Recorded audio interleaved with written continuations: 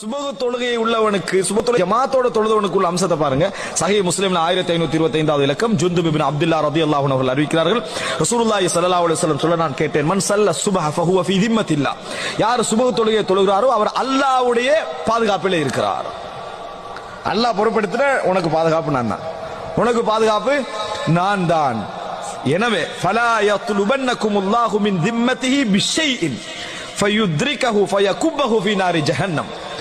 எனவே அல்லாஹ் ரப்புல் ஆலமீன் அவர்களுக்கு வழங்கிய பாதுகாப்பில் நீங்கள் கையடித்து உங்களுடைய விஷயத்தை அல்லாஹ் தொடர்ந்து வந்து உங்களை நரகத்திலே முகம் குப்புற வீழ்த்துகின்ற நிலைமைக்கு உங்களை நீங்கள் ஆளாக்கிக் கொள்ளாதீர்கள் அப்படின்னு ரசூல் ஸல்லல்லாஹு அலைஹி வஸல்லம். அப்படின்னா என்ன, சுபகு ஜமாத்தாக ஒருவர் தொழுது விட்டால் அவருடைய விஷயத்தில் என்ன செய்ய வேண்டாம், நீங்க கையடிக்க வேண்டாம். அன்புள்ள சகோதரர்களே, சுபகு ஜமாத்தாக யார் வளமையாக தொழுது வருகிறாரோ அவரை அந்த தொழுகை மாற்றும்.